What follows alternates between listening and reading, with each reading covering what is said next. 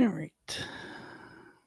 Hey, everyone. Welcome to today's podcast. We're talking about love yourself, love your body, and lose weight. And I think that's the best order for this to go in. I think a lot of people are trying to lose weight and then love their body, then love themselves. And I think it works a lot better when you go the other way.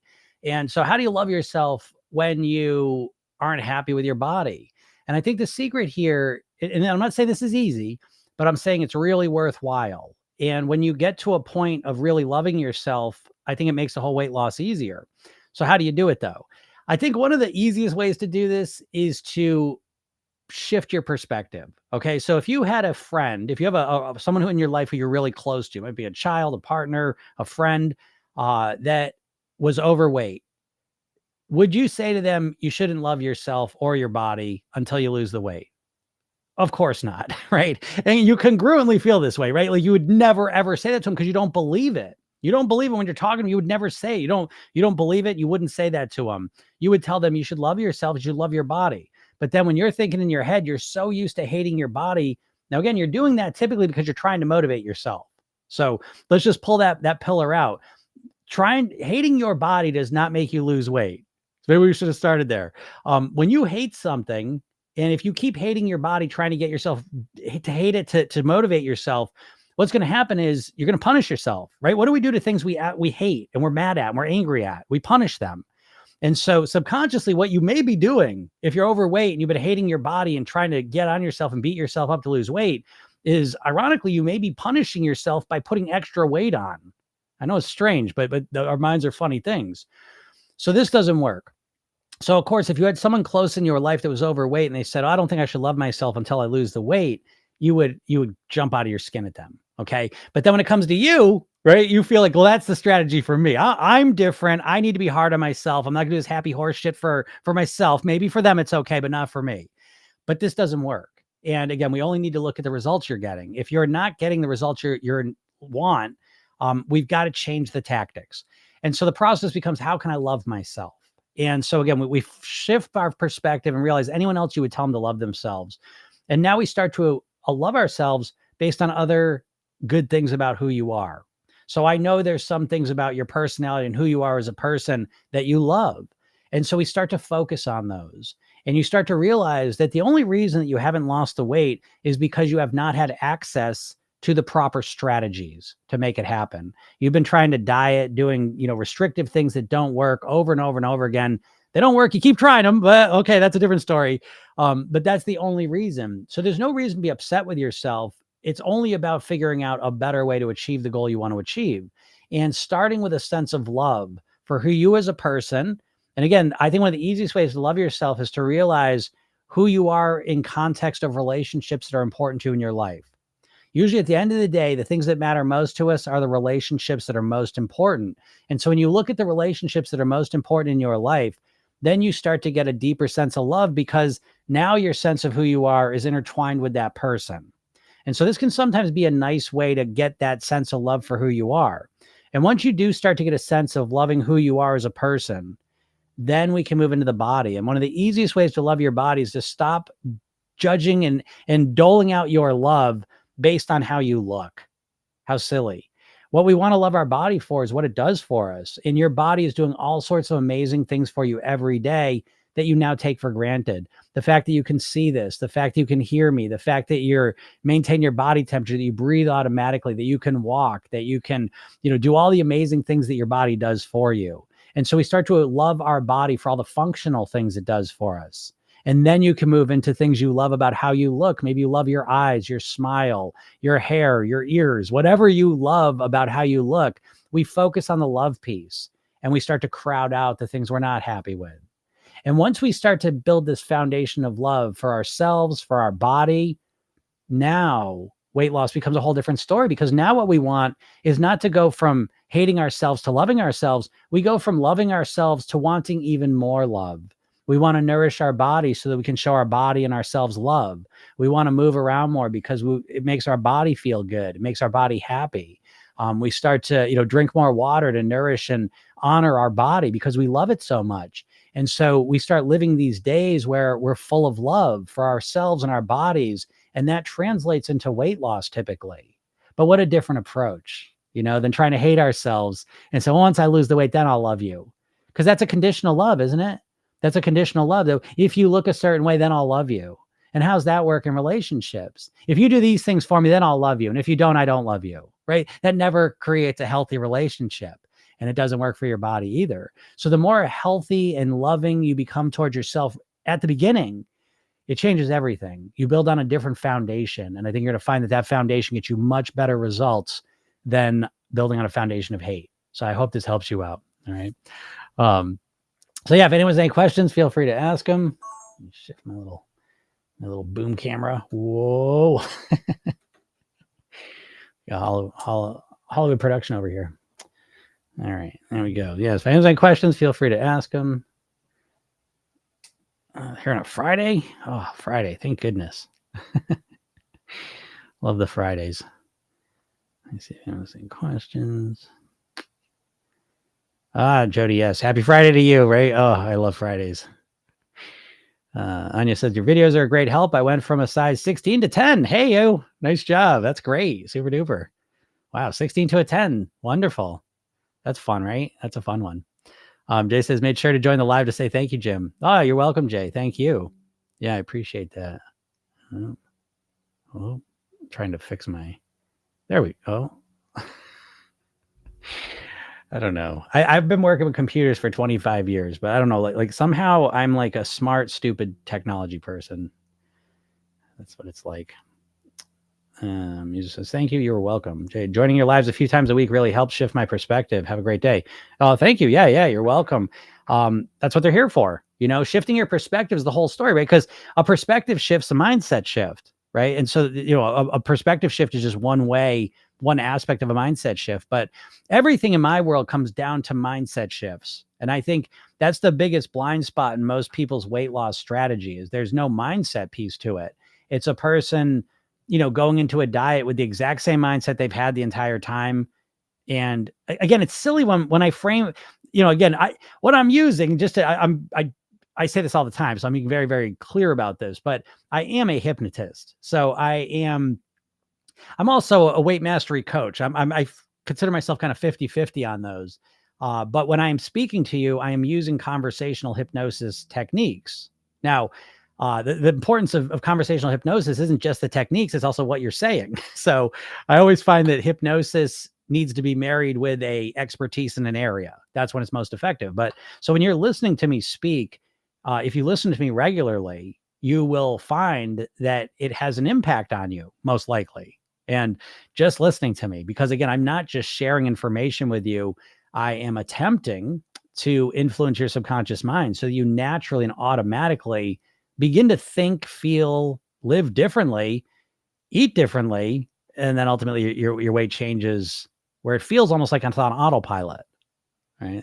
That's the key thing. So that's wonderful. I'm glad it's helped shift your perspective. That is my goal. So I'm glad. Let's see. Erica says, I believe we keep doing diets that don't work because we feel it's us that failed, not the diet. Oh, I agree with that, Erica. 1,000%. 1,000%. I say that all the time. That's one of the big reasons I do this every day. This really is a mission for me. My mission is to help as many people as possible live at their goal weight. And it's important to me for a number of reasons.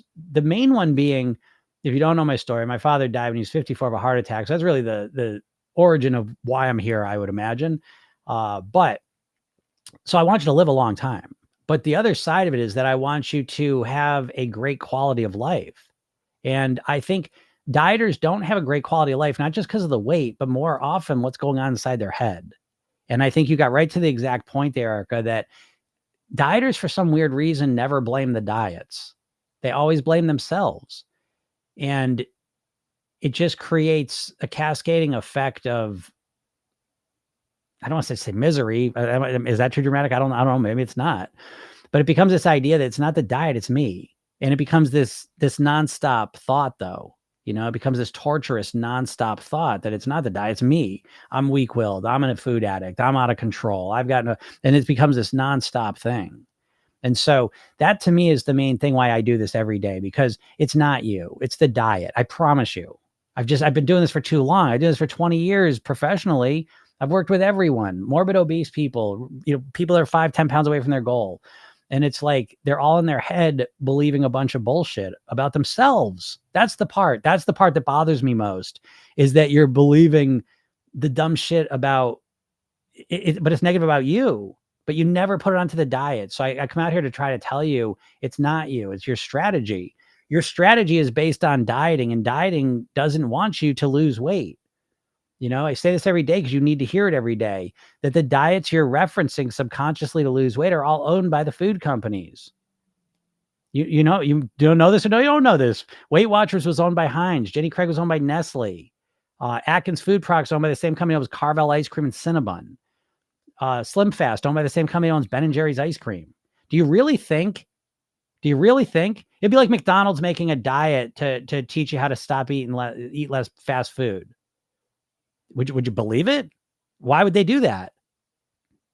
And I know it's so hard to wrap your head around because it's the big lie. It's the big lie straight out of the Nazi Germany. The big lie. People believe the big lie more than they do the small lie. And the big lie is dieting. Of course, dieting is how you lose weight. You ask 1,000 people in America, how do you lose weight? You're in here dieting, surgery, medicine. No one's going to say mindset. No one even knows what the hell that means. So I'm here to let you know that it's dieting doesn't work, and it's not your fault. Dieting is not only is a horseshit strategy, but it's a literal strategy to get you to overeat ultimately. Once you understand a little bit of hypnosis, it's clear as day. Don't believe me? Well, let me tell you a little bit about your mind. You have a conscious mind and a subconscious mind. Your subconscious mind is the part of you that runs the show. It runs all your habitual thoughts, feelings, and behaviors. And so you ever wondered, like, when you want to lose weight as much as you do, and yet when you go to try and eat healthier, some part of you compels you to eat the wrong food? Weird, right? We're not logical creatures. Your conscious mind is logical, rational, knows why you should lose weight, what you should do to lose weight, tries to get you to do it. That's where your willpower is. Okay. If you were conscious, you'd be like a robot. You'd type in what you're going to eat all day and you just eat it. But that's not what happens. That's not your experience. Your experience is, I'm going to do good today. I'm no sugar today, no whatever today. And then you go and eat it. How'd that happen? Your subconscious programming. That shit didn't get the message you're on a diet. It doesn't mean anything to it. And so one real important thing you got to understand about your subconscious mind, it does not understand negatives. So I tell you, don't think about, don't think about an orange. Don't think about an orange. Stop thinking about the orange. I'm telling you to stop it. Why do you keep thinking about it? Why do you keep thinking about an orange when I'm telling you to stop thinking about it? I don't understand. What's wrong with you? Why do you keep thinking about it? Is there something wrong with you that you keep thinking about an orange when I told you not to? I told you to stop thinking about it. Why do you keep doing it? Right? Now, I'm joking with you, but isn't that what a diet is? What's a diet do? Don't eat carbs. Have you ever wanted carbs more in your life than when you start your keto plan? You ever want to eat more than in your life than when you start your diet? Right? Because every diet's built around what you can't eat. Get you subconsciously focused on it.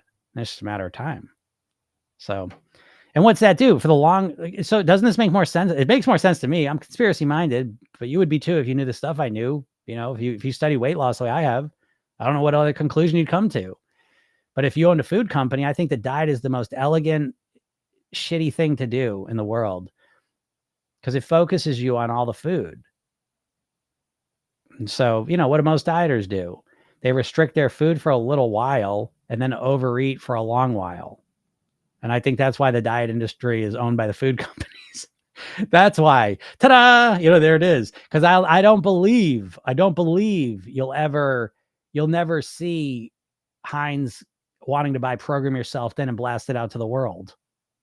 Yeah, I don't know how to say that, but K Holo Daga says, I love bread and rice.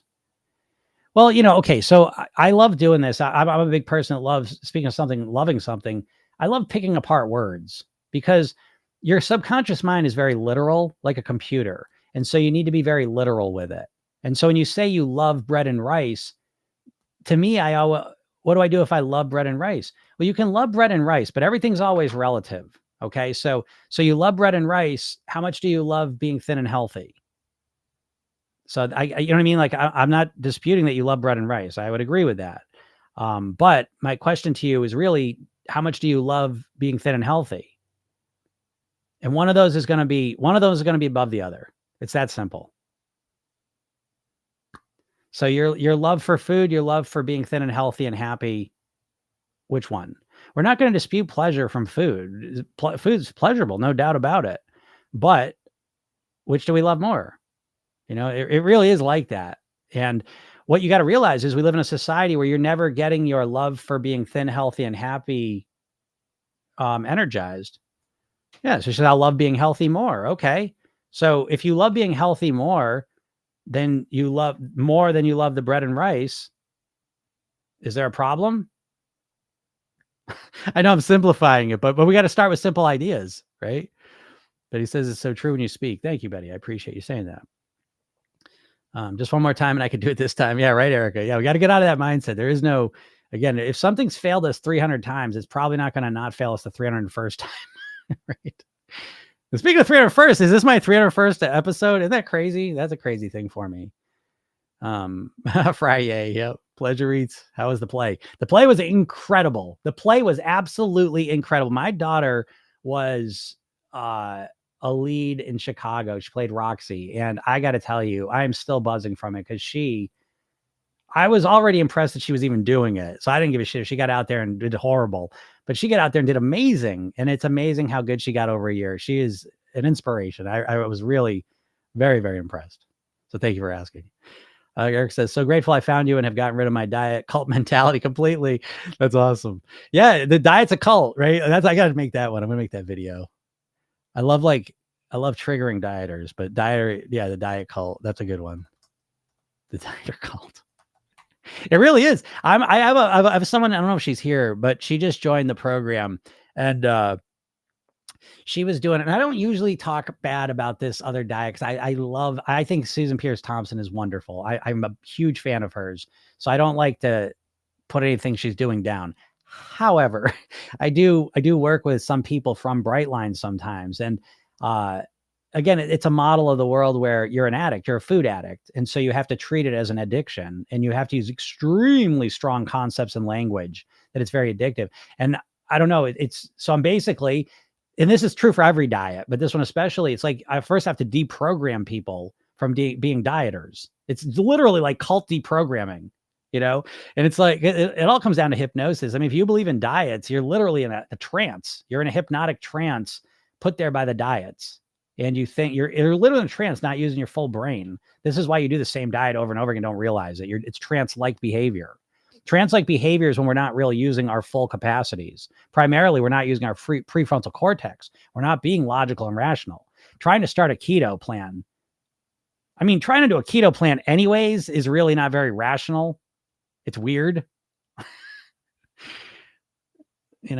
But diets in general, I mean, Jesus Christ, how many times are you going to start your Weight Watchers plan? Is that rational? Is it rational to start your Weight Watchers plan for the 50th time? Is it? Just because you lost weight 30 years ago on it one time? Maybe there's other factors going on then that accounted for that, What's up, Danielle? There's so much more than food and living, but the diets are always out there every moment of every day. Yeah, absolutely. Absolutely. Yeah. You got to the diets are, that whole mindset, that's really the trap. That's the biggest trap that most people that want to lose weight are in. They're in a diet mindset trap. It's a prison. It's a mental prison you're stuck in. And it affects you in so many different ways that it really sabotages you.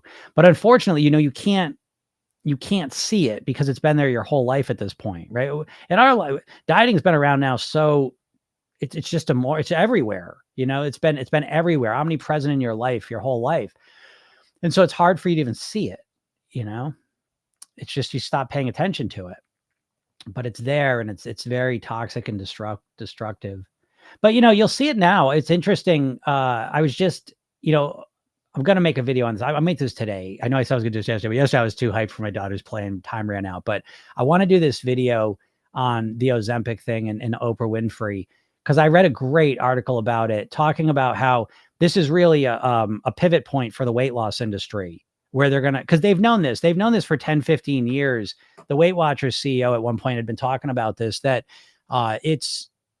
the people are catching on, the diets don't work. Well, I mean, dieters are slow to catch on to stuff, you know what I mean? But they're not, they're not that slow, I guess. Eventually, after decades and decades, they start to realize, well, maybe I need more than a diet. So they were always worried about that. They try bringing lifestyle stuff, however. But now they got the Ozempic stuff. So it's like they're pivoting from dieting to medicine, Ozempic medicines to deal with weight loss now. And so they're going to pivot from, diets that don't work to expensive medicines that you have to do for the rest of your life, And so, but they never give you a real solution. They just treat symptoms, and the medicine's like that. So I was thinking, because I watched just 5 minutes of that special, and I'm just jumping out of my skin at this, because it's just steeped in diet mindset bullshit. And it's weird. I mean, when you're free from it, you just realize, it's like, you watch, like, I don't know, if you see people like that are cigarette smokers, you're like, Jesus Christ, how are you thinking, man? You're just not thinking right, but when you're in it, you can't tell, so I need to make a video just kind of point it out. Says, I'm not eating sugar for a month. Is it good? I'm going to be honest with you, because I take an oath of honesty. You know what I mean? Like doctors take the Hippocratic oath. I take the oath of honesty, and I will never bullshit him on the podcast, which doesn't mean I'm right. So I could be totally wrong. Okay. I think you all know that anyways, but I'm just making that crystal clear. Is quitting sugar for a month good? I think it depends on how you're going about it. If you're quitting sugar for a month to lose weight, what are you going to do next month? That's the idea. So I think abstinence in general, when it comes to weight loss, is a very shaky strategy. I've not seen that work out very well for most people. And by the way, okay, so one of the best abstinence programs out there in my mind is Bright Lines. I think Bright Lines is probably one of the best abstinence programs. But you have to understand that when you're going to create abstinence from sugar and flour, the way you do that is you got to create tremendous pressure on the other side. And that pressure really comes in the form of a lot of fear of being an addict and out of control and all this negative stuff, believing it about yourself, very negative stuff, in order to achieve something positive. So there's no question about that piece of it. But so yeah, is not eating sugar for a month good or bad? It just depends on what your goal is. If you're just doing it to lose weight, yeah, it probably won't last, because you'll go back to eating sugar. So me personally, I will never. Now, if you're just doing it as an experiment to see what happens, great, But for me personally, I would never invest my time or energy into anything that I didn't think I was going to continue with long term. Now, that being said, of course, I do things and I think they're going to be long term, and it turns out to not be. But I would never start something I'm like, there's no way I'm going to be able to continue this. I would never waste my time doing that. And so me personally, in Program Yourself Thin, what we do is we have a structured way of eating, which is 5 clean days, 2 pleasure days. And so we clean up the 5 days where, if your goal is don't eat any sugar there, and then on the other 2 days, you can have some sugar. Oh my God, 2 days, I'd eat all the sugar. Yeah, I know. That's because you don't know how to eat for pleasure, though. So until you learn how to eat for pleasure, I think this is the biggest blind spot for most dieters, is they don't know how to eat for pleasure. And I find this fascinating, because in my program, like especially like the coaching piece, it's very, very smart, intelligent people in there. And it's just fascinating that they literally don't know how to eat for pleasure. It's crazy. And we have to talk it out. It's not even, I can't just say it. Like we have to really have to coach them. And so it's fascinating how no one knows how to eat for pleasure. You don't know how to eat for pleasure. What, just because you stuff a ton of food in your mouth, you think that's pleasure? That's what I mean. That ain't pleasure.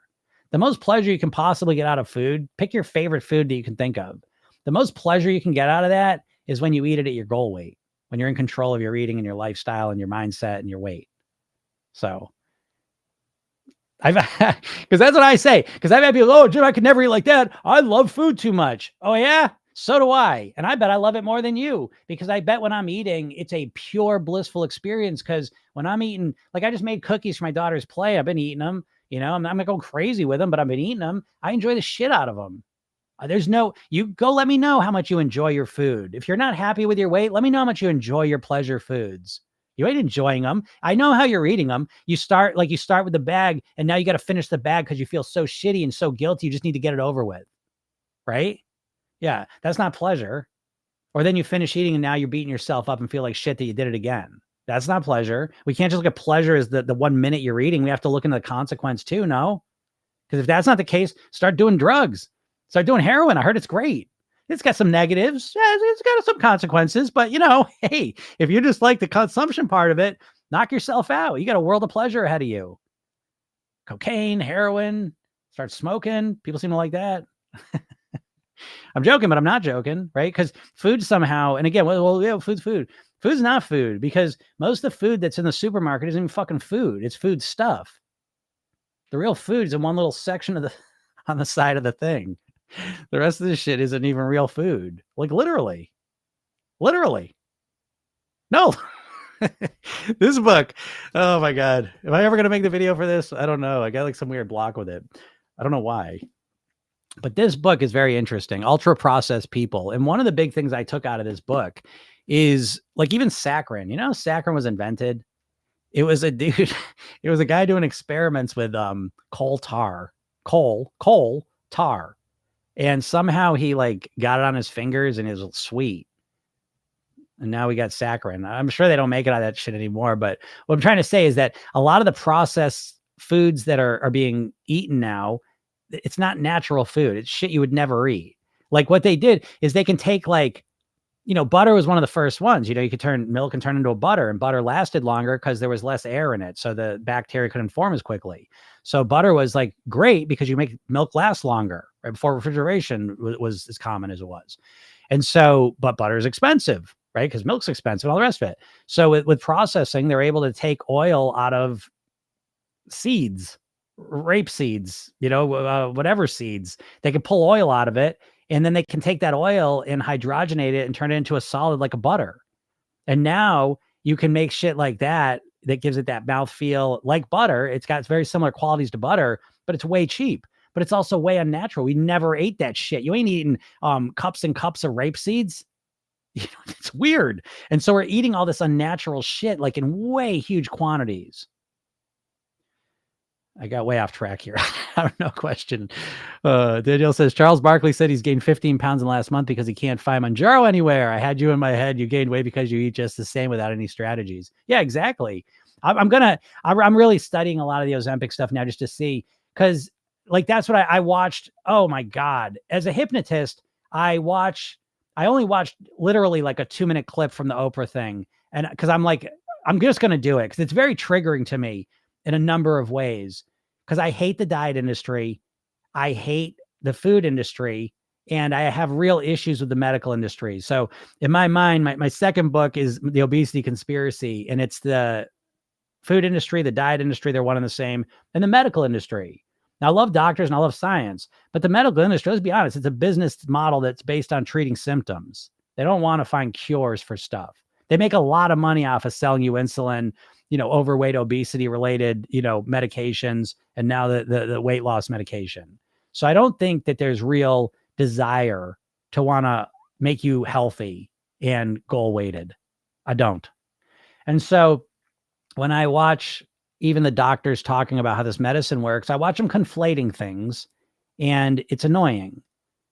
So I'm going to do a little bit of my research first and just make sure I'm understanding everything correctly. But my impression, I'll kind of riff a little bit here, and I could be wrong on some of the stuff, so I have to do a little more research. But my impression is that this medicine, which was originally made to help diabetics produce more insulin, it turns out it had a side effect that it helps your body feel more satisfied. It creates more satiety signals in your body. And so it makes it easier to eat less.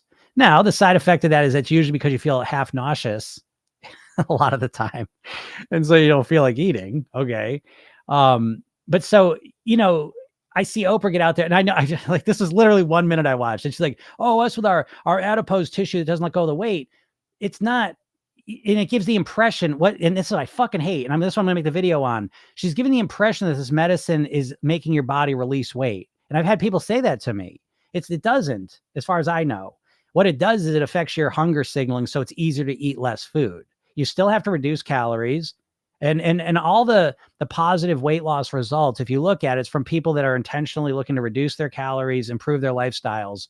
And so they're still doing the work. It's just a little bit easier to do it because it affects the hunger signaling, satiety. Now, I talk about, and so a lot of times I use the phrase food noise. Well, yeah, you know how to increase food noise? Eat more processed food and over restrict. And what are most dieters doing? Eating processed foods and over restricting, and they're surrounded with TV ads for food all day long. Yeah. So this drives me fucking insane because I've been focusing on dealing with food noise for 30 years. And some of it's mindset strategies of understanding how to speak to yourself, how to influence your mind. And some of them are just good old fashioned regular strategies of how to nourish yourself so that you can manage your hunger. So I've been focusing on managing my hunger signals for 30 years, and I got a whole bunch of strategies to do it. And I've worked with people for 20 years and watched them over and over again be able to manage their hunger signals with strategies of how they're eating, how they're living. And so, they're conflating this and they're making it seem like it's something that it's not. And the average person who doesn't know is going to think this is some miracle thing that's going to make their body just start to lose weight. And it doesn't do that. It makes it easier to not eat so much. And there's lots of things you can do. And I just watched a lady talking about it, and they never fucking say this. And it's very frustrating. Yeah, if you're trying to lose weight and you keep trying to lose weight, but the main thing you can't stick with it for is because you're way too hungry. But then I look at what you're doing. I say to the doctor says, oh yeah, well, I can't control my eating. I said, well, what are you doing? Well, breakfast and lunch are great. And then I can't control my eating in the afternoon and night, Jim. So I need to go on the medicine. I can't control. I get too much food noise. I can't fight the cravings. At night, they're too strong. And I say, well, what are you eating for breakfast and lunch? And they go, I don't eat anything for breakfast and lunch. I said, well, what do you want to eat for dinner and afterwards? I don't want to eat. I want to lose weight. So, okay. So your strategy, which you don't call it that, your strategy is to get as hungry as possible and eat as little as you can. Oh, hungry as possible. I don't want to be hungry. I'm trying to not be hungry. Yeah. But if you don't eat breakfast and lunch, what do you think is going to happen? Well, you're going to get hungry. Okay. And then how are your food choices when you're really hungry? They're fucking horrible. So what a dumb strategy to try and not eat breakfast, not eat lunch. But isn't that what almost every dieter does? Haven't you ever done? Can you give me a tap on the screen if you've ever done that to try and lose weight, that you try and eat as little as possible throughout the day for as long as possible? Have you ever tried that to lose weight? Is this not yeah, thank you. Right. But and because you think you're doing something good because you're so in the moment. But when you take one step back and look at that strategy, it's a great strategy to overeat in the afternoon and at night. So maybe a better strategy would be to nourish yourself at breakfast, nourish yourself at lunch, so that when the afternoon comes, you're comfortably satisfied. It's not rocket science, but you've been taught bullshit stuff by the diet. So you're using shitty strategies from the diet companies that are the food companies.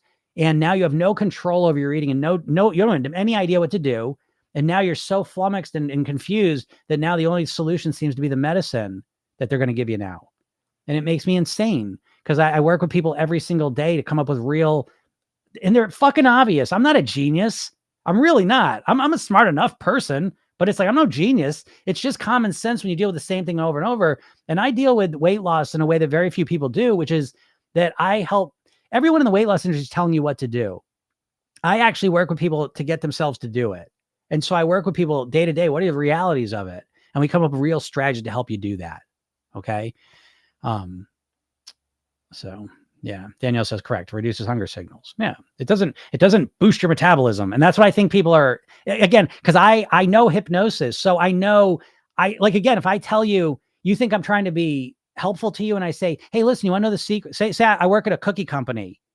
And I say, I want to help you lose weight though. But I really want to sell cookies to you. I'd say, listen, I got the perfect plan. Just stop eating cookies. What's your favorite? Oh, you like chocolate chip cookies? Yeah. The secret is just stop eating chocolate chip cookies. Okay. Don't eat them ever again. Never eat another chocolate chip cookie. Okay. Just anytime your grandma makes some cookies, your mom makes some delicious fresh baked chocolate chip cookies for you to eat, you just say no to them. That's the secret to you losing weight. There's nothing more I could say to you to get you want to eat chocolate chip cookies than what I just said. Even though the surface level, what I said is stop eating them. I'm telling you what to do. What do you want? Here, just do it now. Come on, just do it. Because there's conscious communication and there's subconscious communication. And I understand subconscious communication. And so when I watch this Oprah bullshit, this special, and I already know it. And I watched a clip of it. It's exactly what I'm expecting. I'm hearing all the subconscious communication. And that's the important part. And I know people are listening to it and they're making up subconscious bullshit that's not true. They're thinking, oh, I'll take this medicine. It's going to make my metabolism quicker. It's going to burn the fat off. No, it's not. No, it's not. That's not what it does. But I don't know if they explain that. I'll reserve judgment until I watch it. But anyways, Yolanda says, I know for a fact that there is no weight loss with Ozempic. I use it for diabetes. Mine says the best, but it's so difficult. I get that. Yeah. Okay. Interesting. So, again, that's another piece that the Ozempic's not 100%, you know what I mean? But it is, statistically from and again, I don't know, who, that's why I will say the medical stuff, it gets such a mixed bag, right? There's obviously great stuff about the medical system and stuff that's not so great, And so, we don't, a lot of times we get confused with medicine. Medicine's in a weird place in our minds because it's like they can frame it as science and medicine and, oh my God, look what the studies did. But it's hard for us to see the marketing and the bullshit behind it. It's just hard, you know? So, anyways, I know mindset's the best, but so it's difficult. It's not difficult, Yolanda. I know it feels difficult, but you have to understand it only feels difficult because you've never learned how to do it. I ask this all the time, but literally, other than me, and I appreciate you would say me, but in the big world that we live in, who would you say give me one name?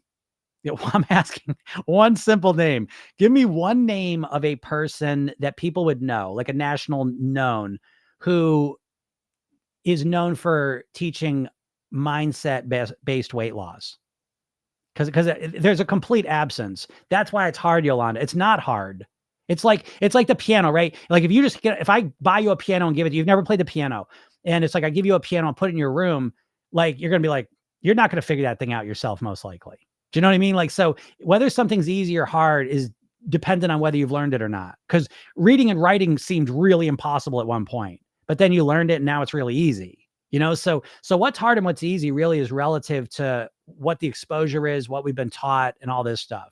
And so you have not, because again, I'll be fascinated if anyone writes even one name down for who's the go-to for mindset weight loss? Who would you even say? And so what I'm trying to point out is that there is a complete vacuum of that.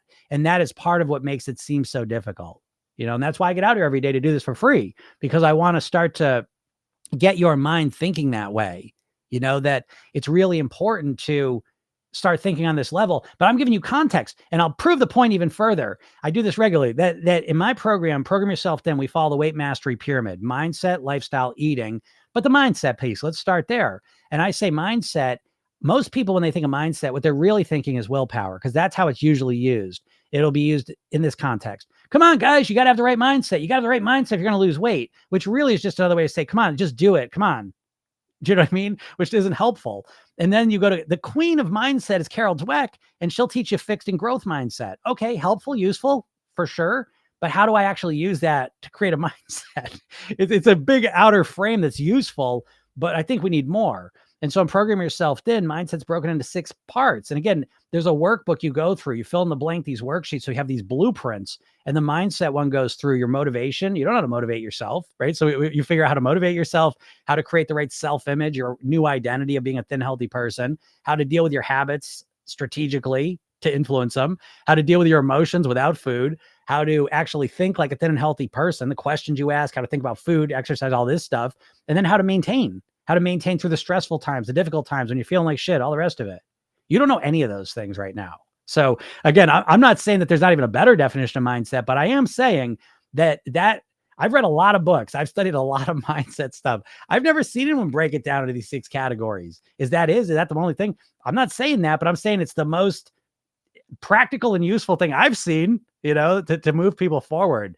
And so I think you're right that it seems hard because you have no sense of what it is. There's no sense of like, what is a mindset, Okay, questions. I'm gonna get the questions. If you have any, ask them. Kelly says, seeing super morbidly obese on a doctor's notepad can be eye-opening. Oh, for sure, for sure. I've had a number of clients that they go to the doctors and they see what they're actually categorized as being a real awakening point for them, which does bring me back to something I want to mention to you all. If you're not in my world, go to my bio, click the link, and get the hypnosis session I give you, get on my email list. Okay. Because one of the things I just created is a motivation training. I call it the motivation challenge because it's tough. It is pain-based. I will let you know this. It's about 15 minutes, but if this doesn't motivate you to lose weight, I don't know what will. And that's free. I just give it to you. So, get on my email list. I'll be sending out some links to it this weekend. But go check that out. But I hear what you're saying with that. She just says, very grateful. Yep. What's up, Brianna? Well, shit. I know I got a lot of questions. I'm gonna blast through them. She just says, "My weakness is bread." Yeah, I get that. That was mine. I was a big bread eater, carb. That was my big thing. I like sugar too, but I never like was crazy with sugar. But the carbs, I could eat a loaf of bread and just, then eat another one. Yeah. So bread's a thing. Again, we have to manage it. We all have our strengths and our weaknesses. We look at what our challenges are, we face them head on, and we come up with strategies to deal with them. I've done that, so I got a handle on it. You can get a handle on it. I promise you. It's all about strategy though. Carrie says, I've been making the meals I enjoy, however, using a vegetable as main ingredient. That's wonderful, Carrie. That's a smart strategy. That's a great strategy that's maintainable and long-term. So that's great. Any recommendations for documentaries about food diet? Oh my goodness. This is one of those things, like, I got to be honest, like, I've watched so many documentaries, I read so many books that they all blur together at this point. So what's a good documentary? Jesus. Netflix has got a bunch of them, and I can't remember the names of them anymore. Fork Over Knives. That was a good one. I like that. I will be honest. I like a lot. I'm a vegetarian, pescatarian. I tend to like those documentaries, and so, take them or leave them. But I think they make a lot of good points. The thing with documentaries, understand they're always over emphasizing their point of view. That's just how it is. But so what? Because we live in a culture where it's the other way around. We get like one side, the industry side constantly shoved down our throats. So I think you should all challenge yourself to watch a vegetarian documentary. They always say, like, everyone would be a vegetarian if slaughterhouses were made out of glass, and I believe that it's a, your shield is ignorance. You know what I mean? From that. But the second you actually allow yourself to look into it, it'll shake you to the core, almost guaranteed, and so again, I don't really get into that much, but I don't want to put I program yourself in as diet agnostic. I work with everyone, carnivores, vegans, anyone. So I don't like to put my dietary ideas out there because who gives a shit? I'm me, so whatever. But I do think learning about where the food you're eating is coming from has an extremely powerful effect on the food choices you make. And I think that's the most powerful hypnosis, is literally just learning what you're eating, because you have no idea. You're being confused and manipulated and tricked. That's another book I just read, Real Food, Fake Food. And holy shit, what an eye opener. It is unbelievable. But yeah, so I don't know. Just go, any documentary is good. I'll just say that. Like, I really mean that too. Like, back in the day when I was really into documentaries, they were all good, because they're all good and bad. You take the parts that are good and discard the rest, but you'll be better off after watching a documentary than before, because it triggers thoughts and ideas that you didn't have before. And again, the documentaries, they're part true and part bullshit, no doubt about it, all of them. So, I think that's how you got to go into them. Trisha says, I filled out the form multiple times and haven't received my Think Thin session. Trisha, shoot me a message in TikTok or email me at jim@programyourselfthin.com and send me your email. Okay. Send me the email you used and I will look and see if something happened. Sometimes people put their information in and my email system, for whatever reason, will like just block it. It's weird and it makes mistakes. So just shoot me your email and I'll fix that for you today. JC's, I just cut about calorie drinks and snacks and lost 80 pounds so far. Wow. That's great. That's a smart move too. Calorie drinks and snacks. Yeah. If you're all drinking soft drinks and snacks, that's a great place to start, I would say. Great job. That's great. Brandon says, I've noticed that I get hungry when I'm emotional around my period. I took your advice and I'm learning from it. The awareness is there, but for next time, what advice do you have when it happens? I meant binging, not hungry. Oh shit. What did I just do? I just clicked something. Well, great job. Great job paying attention. Okay. That's wonderful. So yeah, what do you do? I get hungry when I'm emotional. Okay. So I get hungry when I'm emotional. We always have to recognize like what the symptom is and what the core problem is. So this is emotional eating in a nutshell. There's the emotion that comes up, and there's the emotion that say like we're stressed. So let's say I'm emotional. We'll just use it as a vague term. My period comes and I get emotional. And so whatever that means for you, that emotional usually causes you to feel hungry. But you're feeling hungry because what you've done in your life is you associate, when I get hungry and eat, it takes away the emotional piece. But what you realize is it's not fixing the emotional piece. It's usually just distracting you for a little while. So let's make it a little more specific. Say you're stressed out about work, right? You just got to fight with your boss. You're stressed out about it. Eating is helpful because, hey, listen, eating sugar, eating processed food, there is a physical pleasure effect of it. So it does, like, we're stressed out. Oh, it does kind of relieve things a little bit, no doubt. But another part of it's very psychological, that all of a sudden you're not focusing on the thing that was bothering you, you're focusing on the eating, so there's that piece too. So you get emotional and you get hungry. So what I would start to ask the question of is, when I get emotional, how do I want to feel? So emotional is really vague for me. I'd rather hear a specific emotion. Maybe you get depressed. Maybe you get stressed out. Maybe you get uncomfortable physically. I don't know. So I want to get more specific. And then I want to ask the question, what do I want to feel? I want to feel more comfort. I want to feel more relaxed. Well, I want to feel more comfort. I get cramps, right? I get really crampy and I get upset, and I like to just go to the food to just kind of forget about it and feel better. Well, if we know we're getting crampy and I want to feel more comfortable, maybe now a solution might be, well, maybe I'll take a hot bath. Maybe I'll take a hot shower. Maybe I'll sit in a sauna. Maybe I'll, again, I'm picking warm things. Maybe I'll sit on my heating pad. Okay. So we're looking for strategies to feel better that don't involve food. That's really the secret. So that next time your period comes and you start to get emotional, again, get more specific.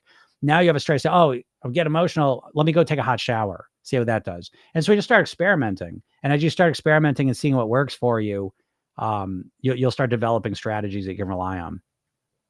H1 says, love your content, interested in the program, curious what happens after the 8 weeks of hypnosis and calls. Okay, so there's two versions of my program. There's kind of like the do-it-yourself version, so the program's the same in both of them. One just includes coaching and one doesn't. And even the one that doesn't include coaching includes live calls at this point. So it's not the coaching. I mean, coaching, we get on Zoom and I literally speak with you, work with you twice a week for 8 weeks. So again, I always say, like, if you can do it, that's the one I recommend. But the program itself is phenomenal too. And now we have live calls on Tuesdays where we're going through the program as well. And so if you have any questions, you can go and ask them. What happens after the 8 weeks, if you're in the coaching part, I have a Thrive program, which is a year-long program. And so if you love the 8 weeks and want to continue coaching for the next year and go through the program, that's an option for you. Okay. And then if you're not doing that, I have another program. I'm kind of putting the finishing touches on this, everyone, which I know, again, I know, where I came from. You have to understand, right? Everything's relative. So for the last 5 years or so, I've really been doing before last year, I was mostly doing like private coaching, and my private coaching rates are, it's 25 grand now to work with me. They weren't quite 25 grand then, but it was a big investment. And so that's what I was doing. And so again, my goal is to help as many people as possible. So that's why I started putting the group coaching program together. And I know that's still a lot for people. I get that. There is now, again, the do-it-yourself is everything in my program. It's $297, but I know even that's a bit. So I do have some lower priced options coming down the pike if you want to get in my world that I think will be a lot more comfortable for you. But yeah, if you're interested in the program, if you have any questions, you can always shoot me an email, jim@programyourselfthin.com. And yeah, that's what happens afterwards. If you choose to continue. Now, by the way, I want to understand that the program itself, you have lifetime access to, whether you're coaching or not. You have lifetime access to it. And as I'm always updating the program, making it better. So you get lifetime access to that and the upgrades and all the rest of it. But if you want to continue the coaching, yeah, there's a year-long program that you can still do it. What's up, Connie? Still chugging along despite usually freaking out about a plateau. Thanks to you, Jim. Down 40 now. Look at that. Let's take a little screenshot of that. Yeah, down 40 is wonderful. And again, it's not just down 40, it's how she's down 40. That's the big deal, because Connie's lost 100 pounds before and put it back on. This is completely different. So she's got a completely different approach to it this time. So that's wonderful. Great job, Connie. Cheesy says, I can't wait to hear about that. Not sure which reminded. John says, PYT removed what could only be classified as an obsession with finding the right diet. That is easily the greatest gift. Yeah, John was talking about that. John's in the program. I talk to him all the time because he's such a great, what a great story. He's such a great story. And because it's funny too, because he started on January 1st. I did a special live that day, and he was getting ready to start his normal thing and of keto, intermittent fasting, and working out. It started Program Yourself Thin instead, and now here we are, 3 months down a different path. And yeah, I talk about that too, like because people don't think about this with the diet. Dieters are always, they live by this phrase, I don't care what I got to do, I just want to lose weight, which is complete bullshit. Like, of course you care what you got to do, right? If that wasn't, I don't know. Again, we live in such a crazy world. I have to listen to crazy shit a lot of the time during the day. We all do. Okay. But that's my flavor of crazy shit. People telling me, Jim, I know what I got to do. I just got to get myself to do it, as if they're saying something, profound. But right along with that is that, again, I don't care what I got to do. I just want to lose the weight, silly. So yeah, that gets you in this very stressful place, because I don't care what I got to do. I just want to lose the weight quickly is really what you mean. And the only way to lose weight quickly is to do extreme things that are very stressful.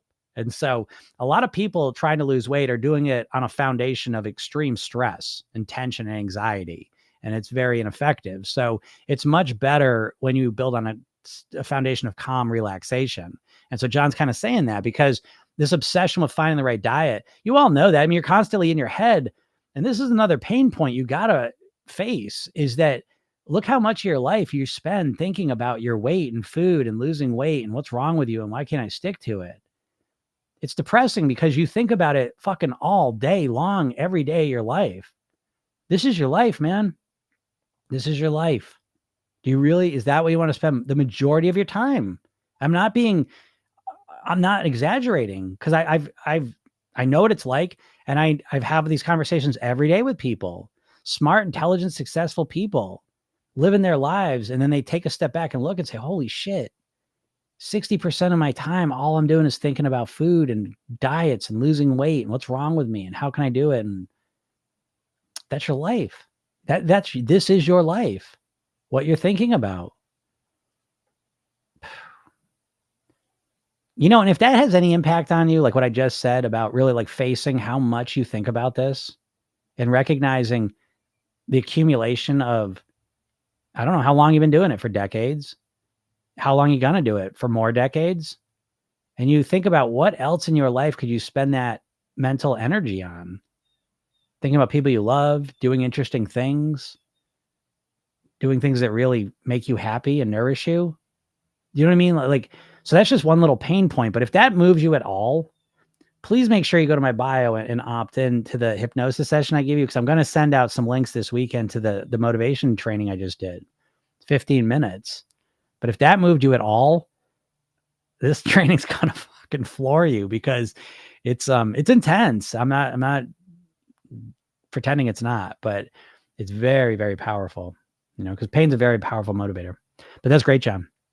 Yeah, Connie says, totally agree. And by the way, that's so important because a lot of times, even when you're on a diet succeeding, following it and losing the weight, is that you could be following your keto plan. Because I have these conversations. You could see it. I put a couple of them up on my YouTube channel. I spoke with some people. I did some free coaching calls, just so people could see what it's like.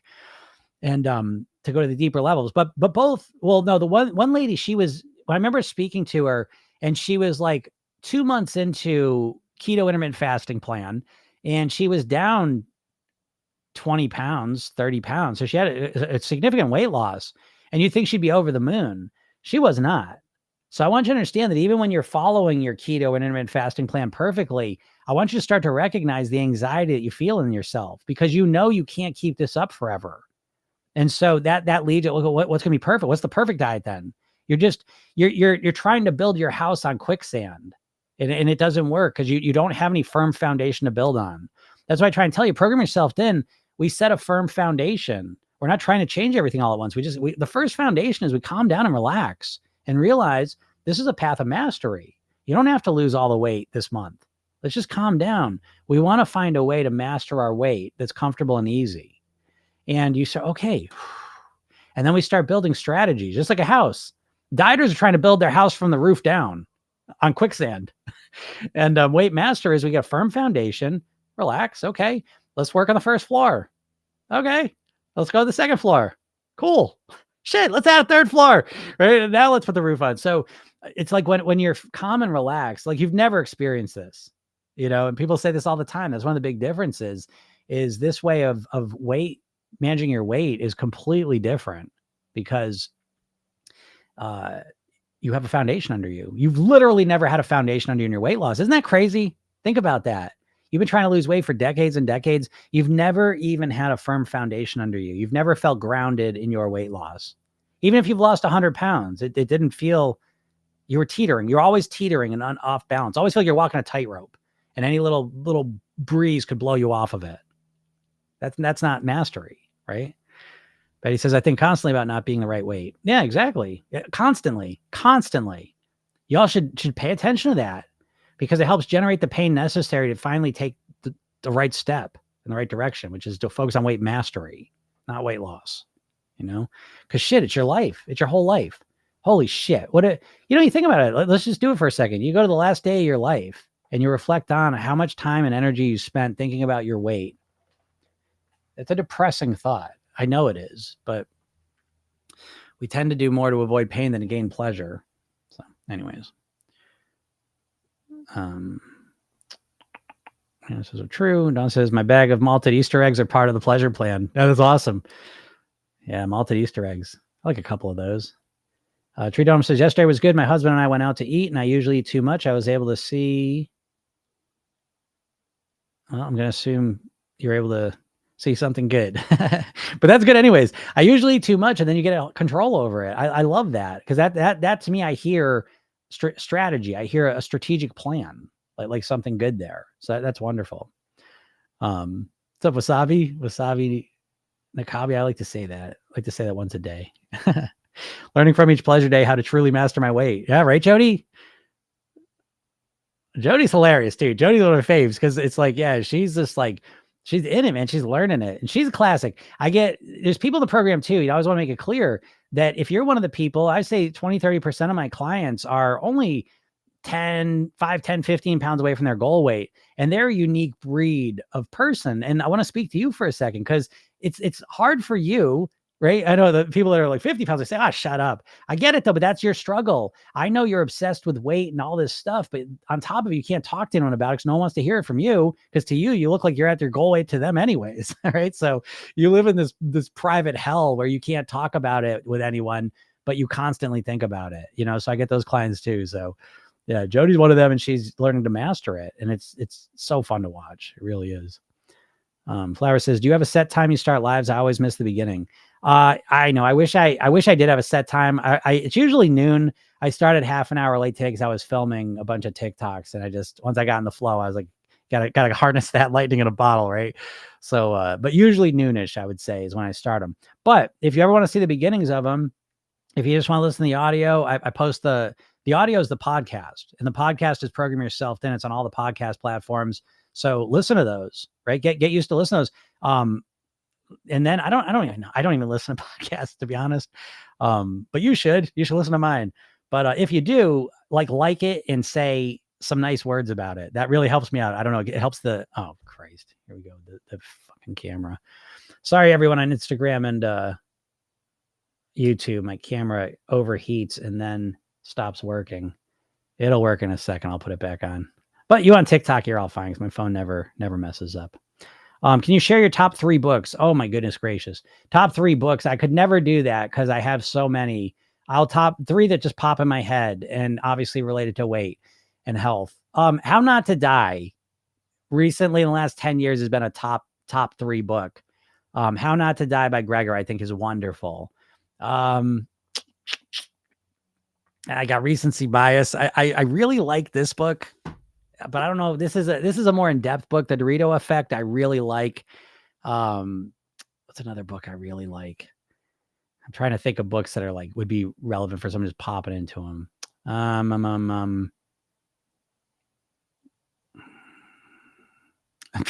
Blanks. I read so many books too, but I don't know. Top 3 books. Yeah, How Not to Die is definitely one of them. I like all my NLP books, but I don't know if you'd like those. Frogs and the Princes. I'll say that one. I love that book too. I was getting full and stopped. I felt really good, and I drank some water. Great job, Trina. That's wonderful. And once you do that, that's wonderful, because as soon as you do something good, you have that association neural network now. So your chances of being able to do it again go way up. So that's wonderful. It's a big deal.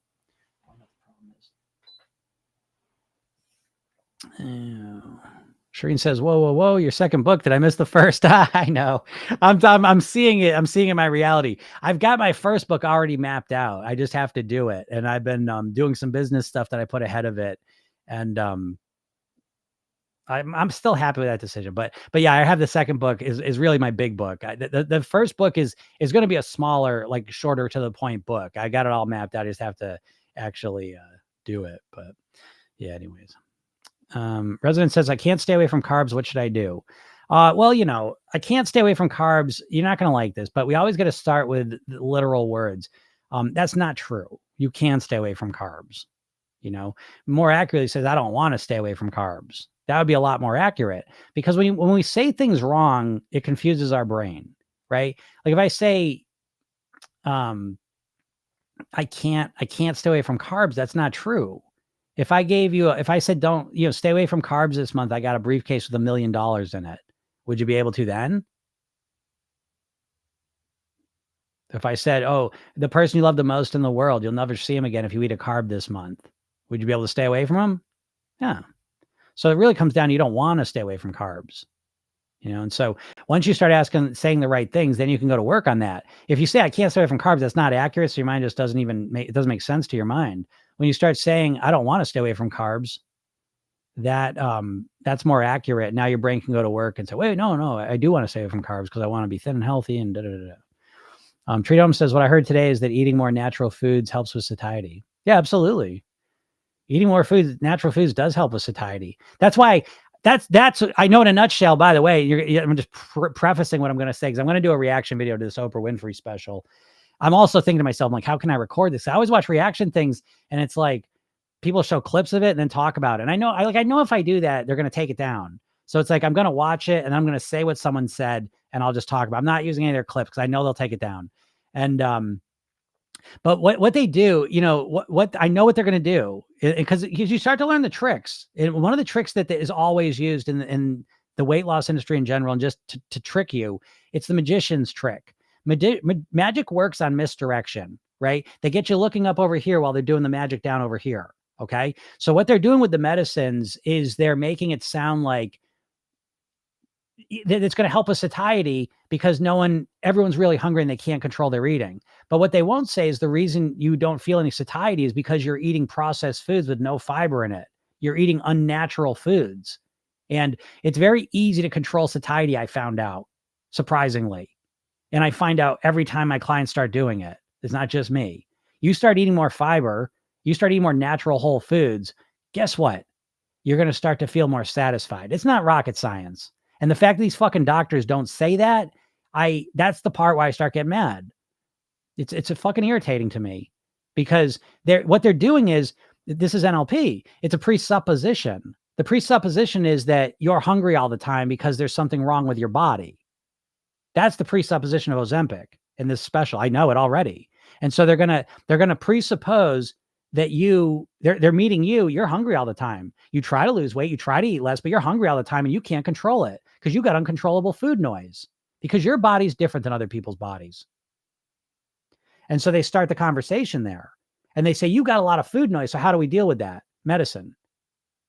They never go below it and say, why do you have a lot of food noise? Oh, because you don't eat any fiber. You eat hardly any natural whole foods. You're over restricting your calories. You're a stress case. You have no strategy, and they'll never talk about these things. So, but I get out here and say it. I mean, at least I feel like I'm doing my part.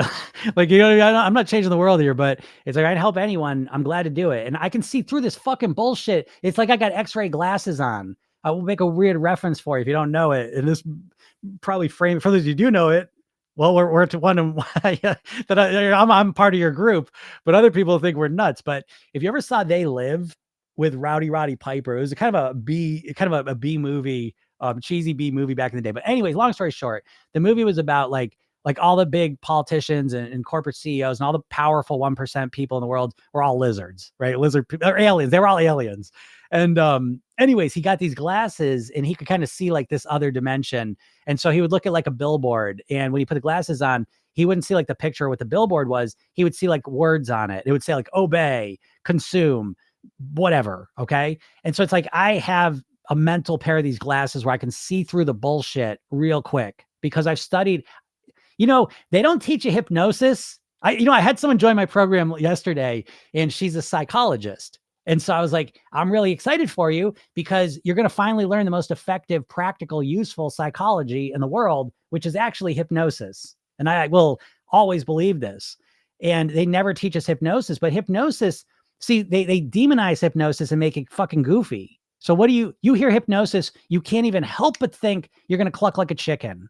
And so what they do, hypnosis used to be part of the medical establishment because before anesthesia, hypnosis was one of the best things you could use. So what happened is hypnosis is marginalized and goofified and everyone thinks it's silly. But really, hypnosis is probably the most effective way to understand your mind, because we all have the core problem that there's things we want to do or stop doing, and we don't know how to do that. The only tool you have is willpower. And that's because you do not understand how your brain works. And so, anyways, when you start to understand hypnosis and hypnotic communication, which is always being used, we're hypnotic creatures because we're primarily subconscious. And so once you start to understand that, you can see through a lot of the bullshit. And so I'm going to do this with this fucking special because I know it's a pivot point for the weight loss industry. And you're going to need another paradigm of understanding why Ozempic is probably not the solution that they're going to make it out to be. There are billions of dollars behind it. So they're going to frame how you think about it. And that framing is going to be inaccurate and probably ultimately harmful for you. Most likely, I'm not a doctor, so who knows? True Blue says, my doctor says it's not my fault. He says the food industry is the problem. Love him. Yeah, I would agree. The food industry is absolutely part of the problem because the food industry is the cigarette industry, folks. So, you need to clarify this, because where we are with the food is where we were in the 1950s with the cigarettes. There was people knew in the science community, they knew cigarettes were linked to lung cancer, but that didn't surface up to everyone's public, awareness for another 30 years. And that's partly because the cigarette companies confused people. They sat on the science, did all sorts of shit. They're doing the same thing now with the food. There are going to be warning labels on the foods that we eat every day, because they're weight-related illnesses and smoking are neck and neck for number one cause of preventable death. You don't think of it that way, but it is. And so it's just like the 50s. If you waited another 20 years to stop smoking, I've been 20 more years of putting that shit in your body and way increasing your chance to get lung cancer. So it's up to you to think about this food that you're eating and put in your body. And you're not thinking about it. It's really not your fault because you're so conditioned to minimize it and not think about it. But it's right there. That's why I say, again, please get in my email list. I'm going to send this motivation training out. It's 15 minutes.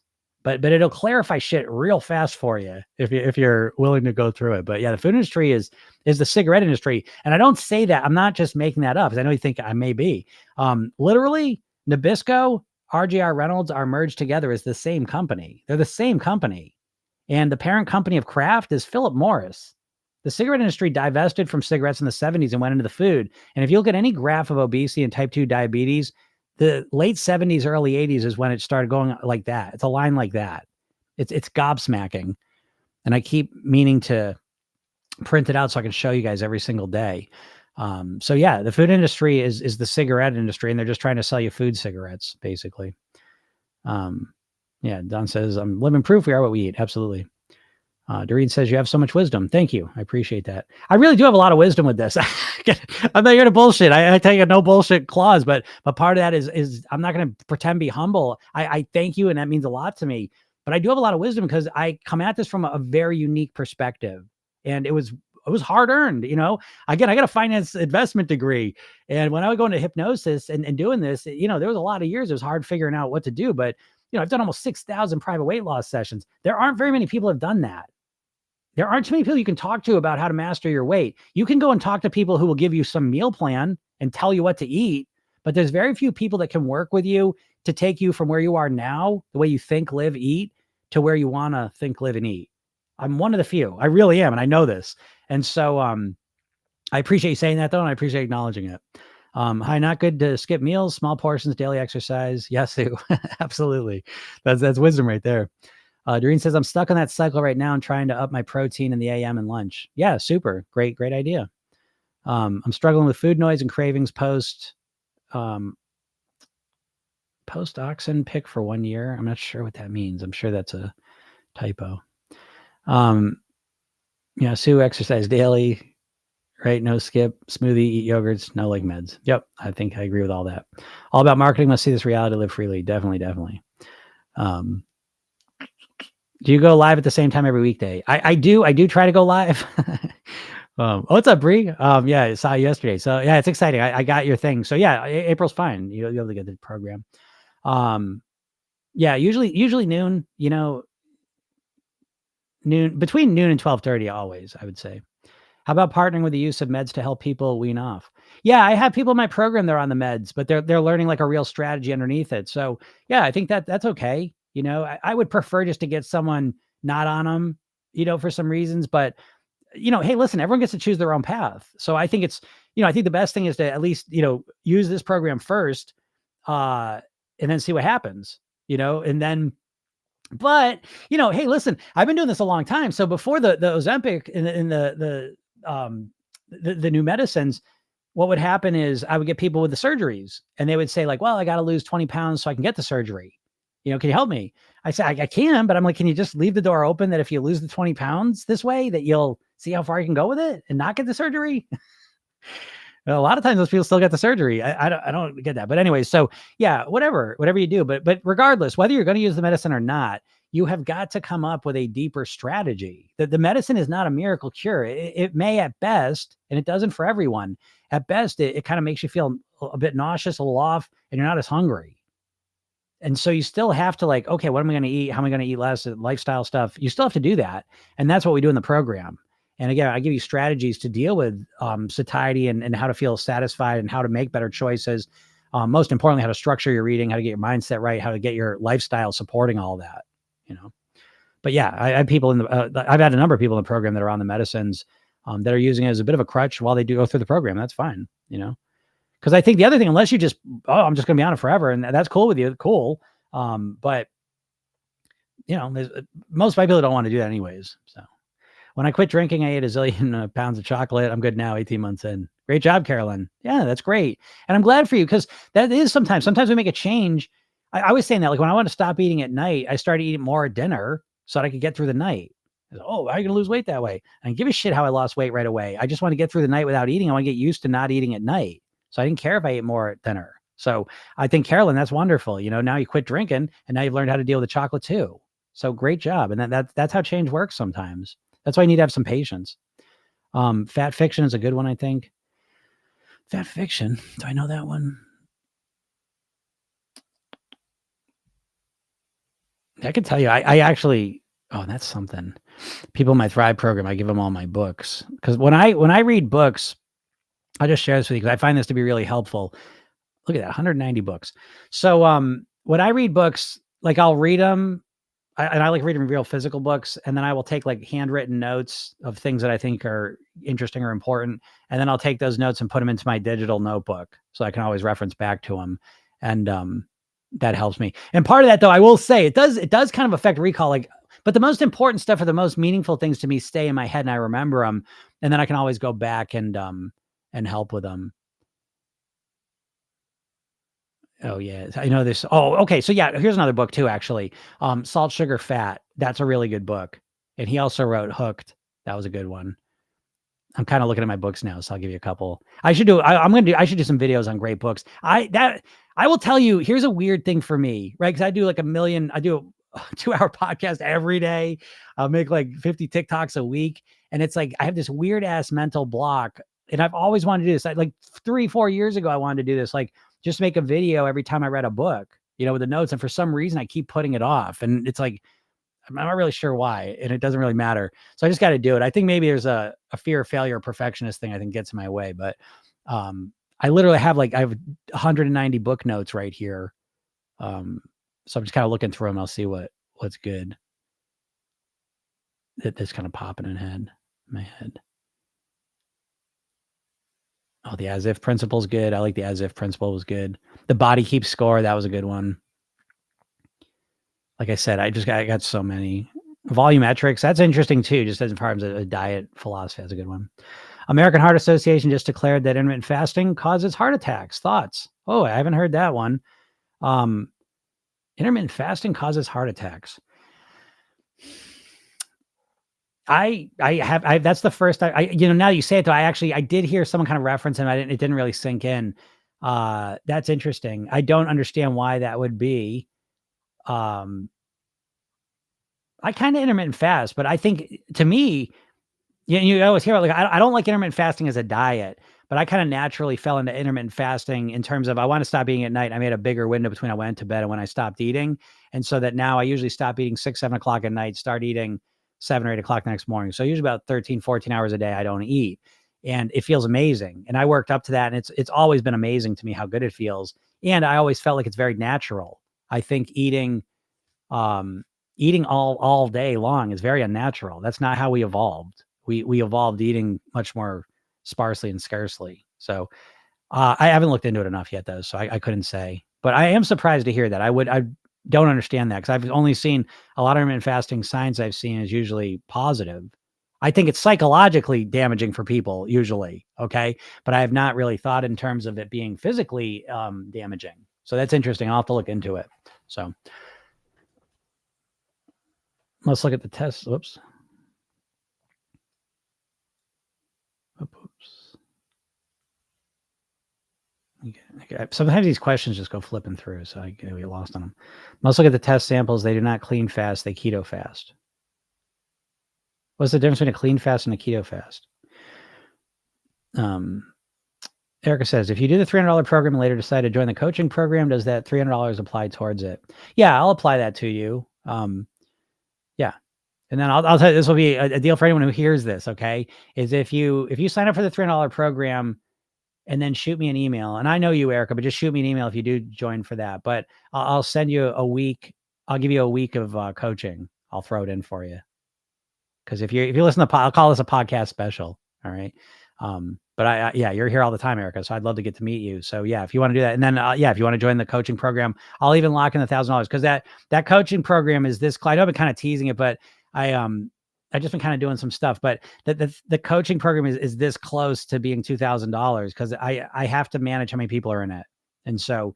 But if you get into the $300, I'll hold that $1,000 and you can take that off if you want to. Got to run have a great weekend, everyone. All right, done. Duck Slayer. I tried losing weight so many times and I reached the point where I can't even start anymore. What's the foundation though? Yeah. Okay. Great point. That's where most people are at. And so, it's normal and natural. Again, you're not an idiot. You're a smart person. And so that's a normal consequence of trying diets so many times and they never work. And then even worse is when they do work and then you put the weight back on again because they don't work ultimately. And so now you create the association that the dieting doesn't work. So yeah, how motivating it can be to try. You know what I mean? Your mind is protecting you from more bullshit. Okay. So I think that the foundation to start and to actually get results is you've got to shift your goal. And the goal you've had this whole time is that you just want to lose weight. And that's not the real goal. The goal is that you want to live at your goal weight. I hope that makes sense. Diets subconsciously, you think of them as a temporary thing you're going to do until you get to your goal weight. And then what? Well, I don't know. I'll figure it out then, but you won't, because once the only thing that can't do really crazy shit like keto or whatever dumb shit people do on diets is to watch that scale go down. So they trade the pleasure of the food for the pleasure of the scale going down. But you have to start asking yourself, what's going to motivate me when there's no more scale to look forward to going down? Where do you get your dopamine hits from? Where's your motivation and excitement come from? It's estimated 95% of people put the weight back on. So this must be a pretty big issue that no one ever thinks about. Because I always joke, and it's true though, the fastest way to trigger someone who's successfully losing weight is to ask them what they're going to do once they get to their goal weight. I don't want to talk about it. Jim, I'm going to figure it out. I'll figure it out then. Okay. Don't mess me up. Don't mess me up, because they're so nervous. So you got to stop. You got to stop focusing on weight loss and start focusing on weight mastery. Stop starting a fucking plan where on day one, you're going to be 100% perfect. This is stupid as shit ever. You're going to be 100% perfect from now on. Why? Because you just decided now I'm going to be 100% perfect. It's so silly. So instead of trying to change everything at once, start being strategic, start playing the long game. There's a great quote. Most people overestimate how much weight they can lose in a month and underestimate how much weight they can lose in a year. When's the last time you started organizing around a year-long goal of mastering your weight, by mastering your mindset, mastering your lifestyle, mastering your eating strategies, custom made for you? You've never done that.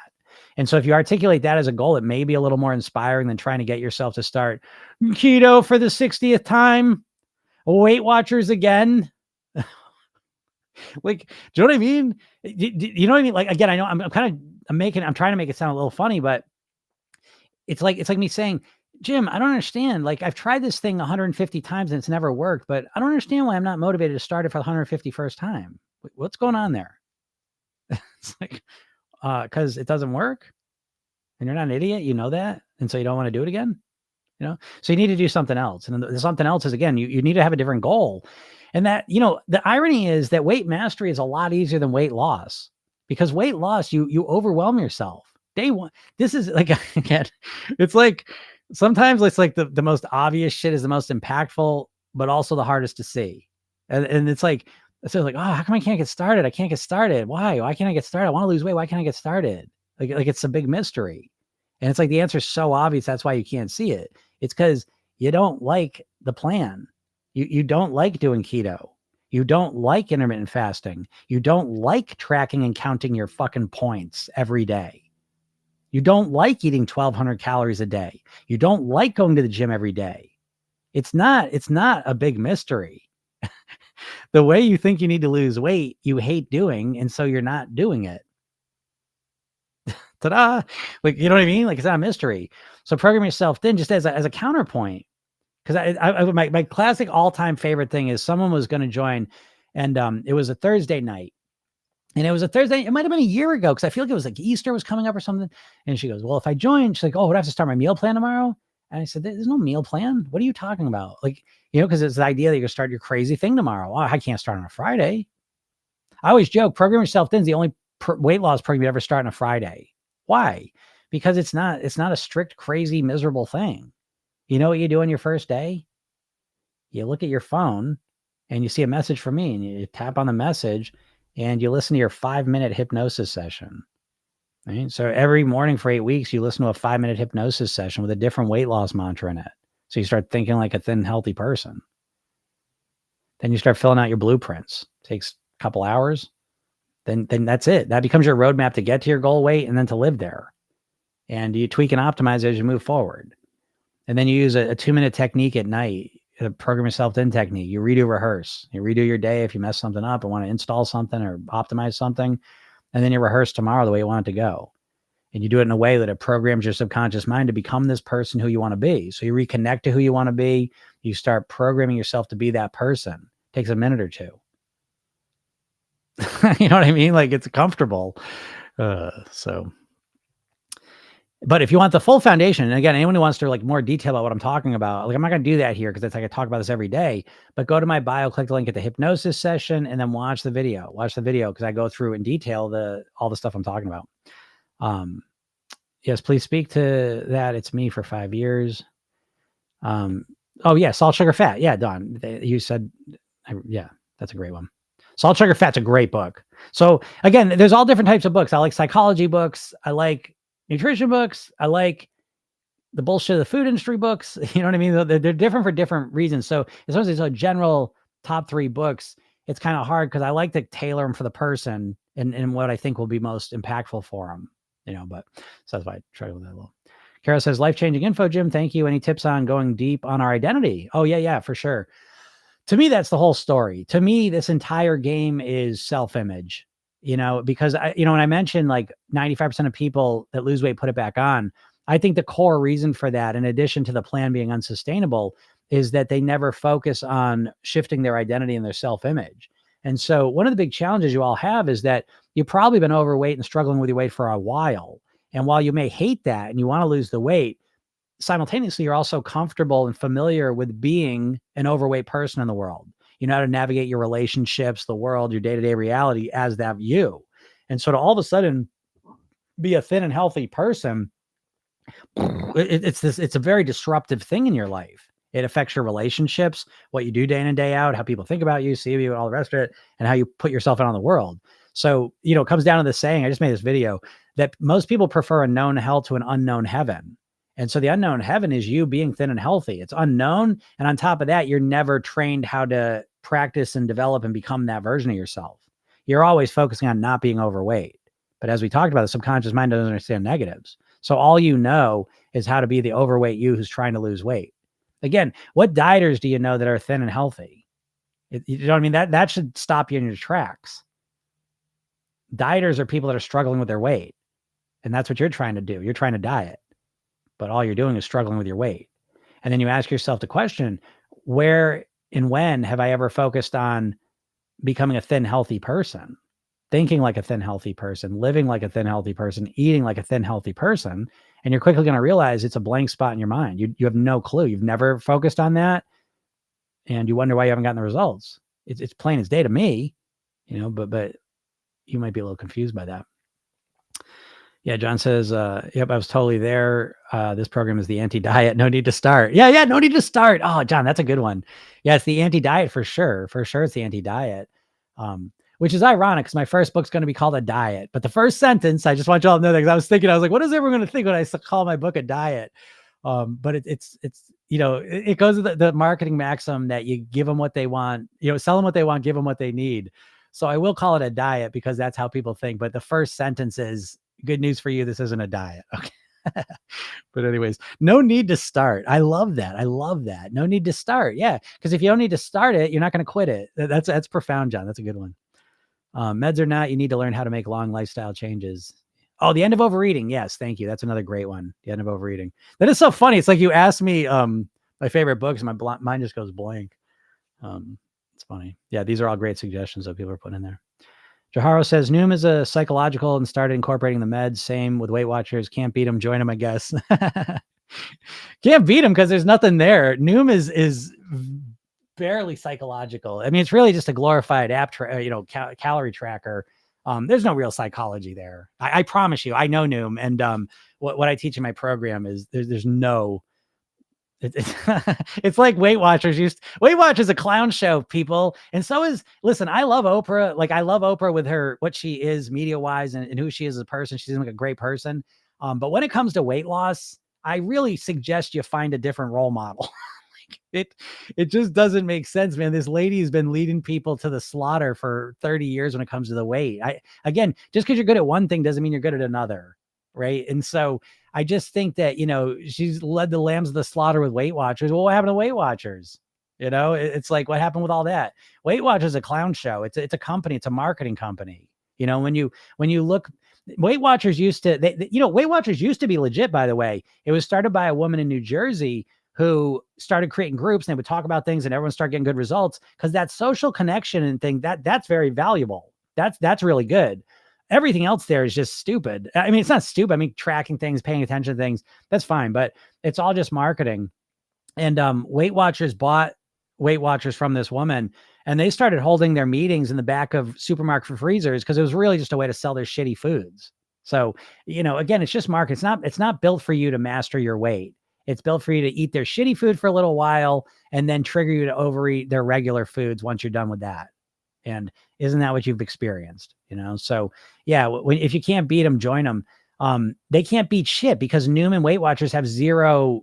Not, I'm not gonna say zero, but they don't give you a complete system to really master your weight long term. Hey, listen, program yourself thin. I believe the most important piece of mastering your weight is really mastering your mindset. So program yourself is learning how to run your own mind. Now, that being said, it's the process of running your own mind, but what is the content of running your own mind?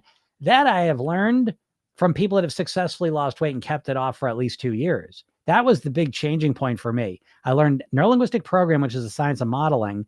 And then I went and spoke and interviewed people that had lost weight and kept it off for at least 2 years. And instantly I was like, holy shit, they think completely different. And so now it's like, I'm not only teaching about your mindset and how to influence it, but I'm also showing you the best practices and strategies of people that have been overweight and struggle with weight and food and everything else, and have somehow figured something out to succeed with it. And this is the weirdest thing of humans, is that they don't do this.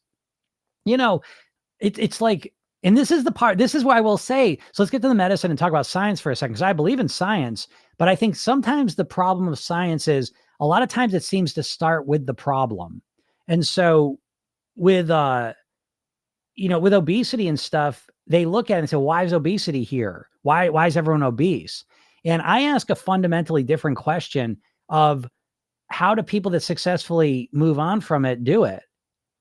And it's the same thing with, like, I use drug addiction as another example of this, that people that are drug addicts, science will say, well, it's genetics, it's their brains, it's trauma, it's all this stuff. And so it's a disease, they have this. Okay. And so I don't disagree with that. But again, where my focus is on is the people that used to be drug addicts that aren't anymore. I'm fascinated by them. How did they do it? And is there anything they can teach us that will help these people over here? Because science says this is why it is. Okay, but why don't we ask, well, how did they do it? How did these people over here do it? Science isn't saying how do these people that lost the weight for good do it. It's saying, why are these people overweight? And I think that's the big difference. And so as you start to realize the strategies, what they say, success leaves clues. And as John was telling me, failure leaves clues too. And as you start to pay attention to the clues, it starts to become fairly obvious what to do. And I can tell you, looking at dieters, I see shitty strategies. Betty says, I've done Weight Watchers 7 times. There we go. That's not even that many compared. I've seen a lot of people do way more, so yeah. The body keeps score is a fantastic mantra. Yeah, absolutely. That's a great one. Your email this morning blew my mind. I'm such a perfectionist, and now I know why I don't get anywhere. Yeah, right. So by the way, everyone, Tree Dunham's mentioning the emails I send. I send you emails every day for free, and they're good emails. Like I used to be a part of a program that I offered. So again, no one gives you more stuff than I do, and we'll continue to do. I'm going to tweak my motivation training today, but it's there already. So you'll get links to it tomorrow. And I got some more trainings coming. I love trainings, but they'll all help you out. I keep them short and sweet too. So yeah, make sure you get on my email list because I give you lots of stuff.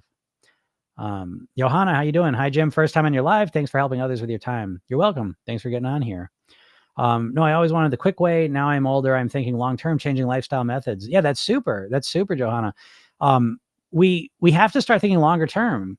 And to be honest, I will tell you this too, that, most of my clients are at least 40 years old typically, and I think that part of that is you get to this point where it's like, you can't even get yourself to start another diet because you failed with them so many times that you're starting to at least subconsciously realize this shit ain't working. But the other side is that I think there is some wisdom that starts to seep through the cracks a little bit. And the big one I hope is this, that wanting to look better is not enough motivation to lose weight. Okay. We need more.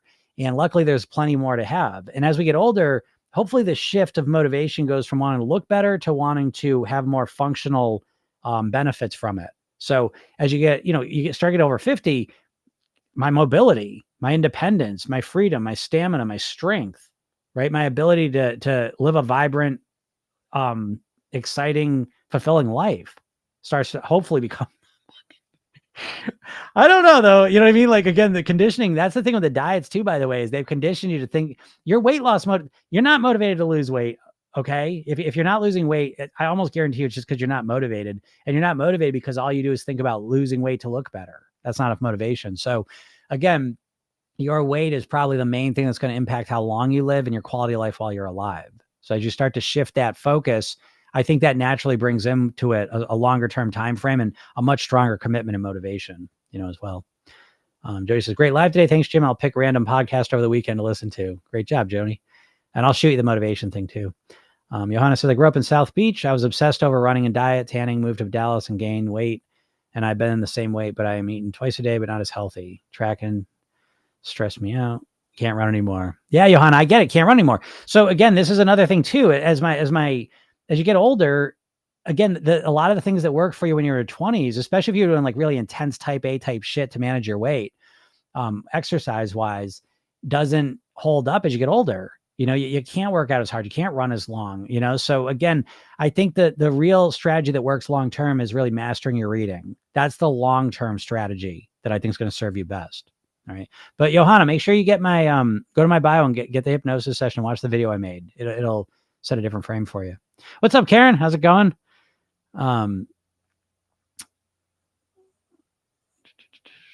President says, what's the best strategy to get motivated to lose weight? The best strategy to get motivated to lose weight is to give this a different meaning. And I kind of just answered it. It's really not just about, looking better. You can want to look better. I mean, that's part of the motivation, no doubt, but most people just try and rely on that exclusively.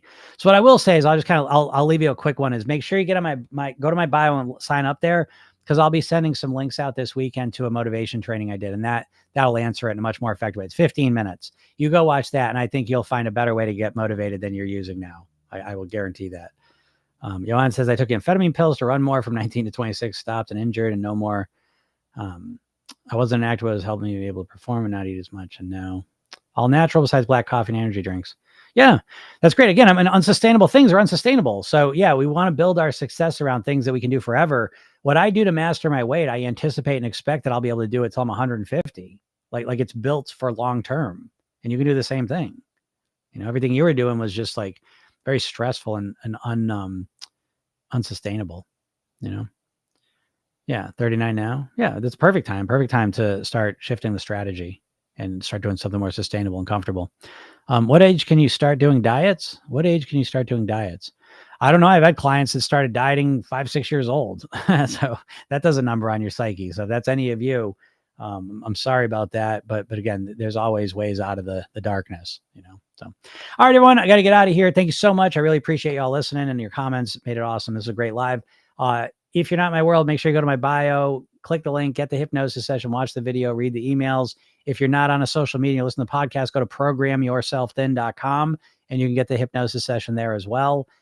Listen to the podcast. It's Program Yourself Thin. It's every weekday. We're on there. We usually start at noon, between noon and 12:30. And you can listen to the replays all the time up there. So thank you so much, everyone. I really appreciate it. Have a great weekend, and we'll talk soon. Bye.